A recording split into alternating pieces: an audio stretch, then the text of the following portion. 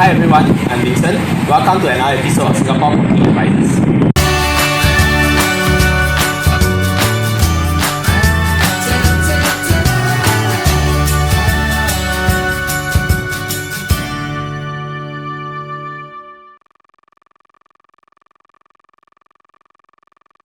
Please click the subscribe button and ring the bell for latest updates. Hi everyone, welcome back again to Singapore Property Advisors.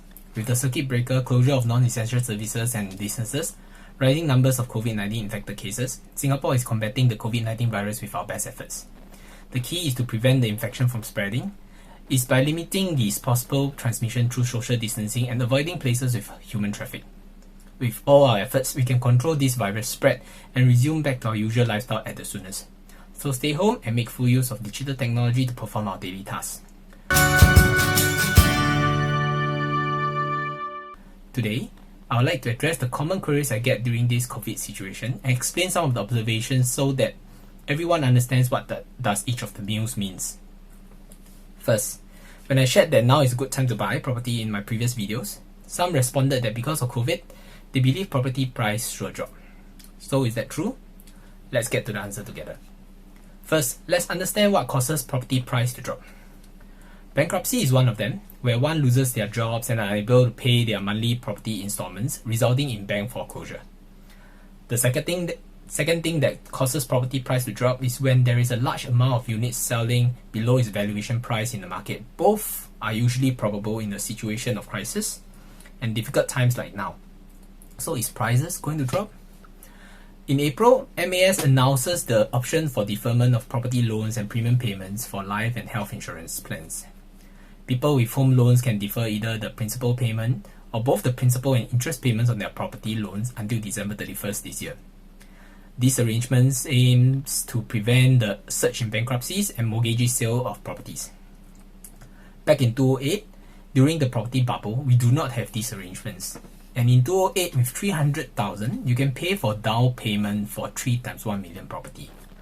And if any of the property's valuation depreciates to be less than what you owe the bank, a margin call happens. You may be asked to pay the difference between what you owe the bank and your property's valuation. And in 2008, when you are holding 3 properties with just 300k, it's 3 times more possible that you will go bankrupt because of the stretch of your financial commitments.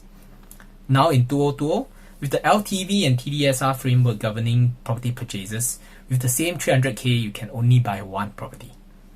And if you are able to pay for the additional buyer stamp duties for your second and third property, the loan and CPF component is much higher compared to the amount of loan you are able to take. This acts like a shield to protect against the property bubble that happens in 2008. Singapore property markets over the years of evolution have created a strong safety net which provide a stable progressive growth and appreciation, hedging against inflation. In addition, in 2008, the bank interest rate is 3 to 5% for home loans, and now it's 1.5%. This makes loans more affordable and more manageable to pay off during this difficult situation. These 5 points, TDSR, which is the total debt servicing ratio, which ensures borrowers ain't over leverage, LTV, loan to value, which limits the maximum home loan amount a bank can grant you as a percentage of the property's market value, deferred payment measures, the current low interest rates, and lastly, the seller stamp duties. Besides discouraging speculation, the seller stamp duties also prevents panic selling through increased costs if you sell the property before it realizes its true value within the first 3 years.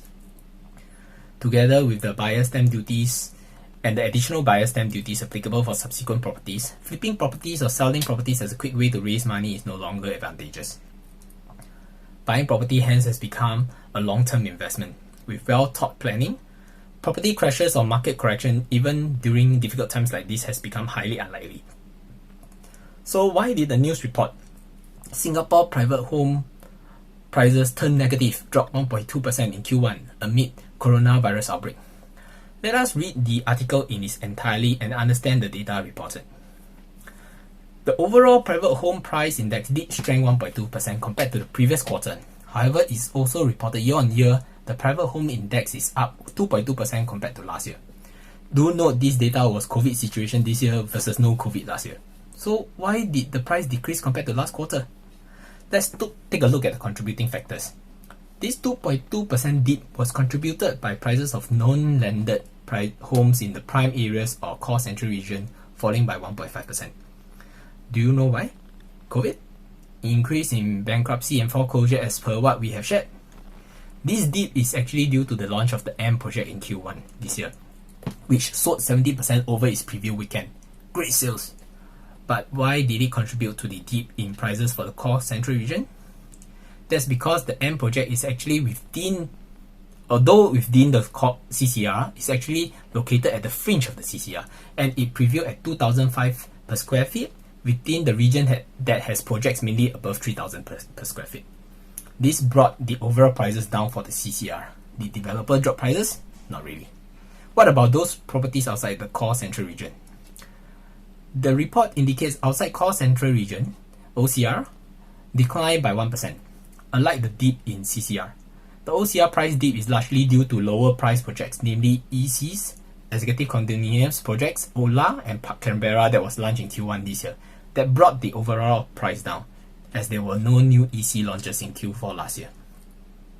So now, understanding how the news content represent and when is the best time to buy? The short answer is now. Largely because developers are holding their prices increases due to the circuit breaker and lower sales volume expected due to the closure of show flats, but they ain't reducing their prices, but instead will increase their prices once this COVID situation gets better. Unlike what the China property market is going through now currently, where its housing market tripled its sales as it starts its recovery from the COVID lockdown in January. Are you waiting until then to buy your properties?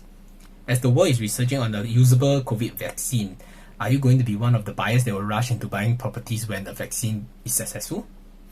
Because market will rebound and developers will definitely raise prices to cover for their loss in sales during this soft market right now. A savvy buyer will capitalize on the soft market now when developers are holding their prices. I hope we have managed to provide the answer on price sure fall in COVID and establish the best time to buy properties during the current COVID situation. Although show flats are closed until the end of the circuit breaker period, but almost all projects have virtual showrooms that you can view at the comfort of your home, and we can conduct online viewing for these show flats with you via Zoom meetings. Developers are still collecting checks and selling their units during the circuit breaker period. Once again, take advantage of the soft market right now and buy that dream home of yours and do the long-awaited upgrading that you deserve. Don't wait until the market recovers and end up paying more than you should. Contact us for thorough assessment and introduction of the projects you're interested in. That's it for today. Stay safe, practice social distancing, and stay home as much as possible. Let's all contribute to a fast recovery from this COVID situation. Bye.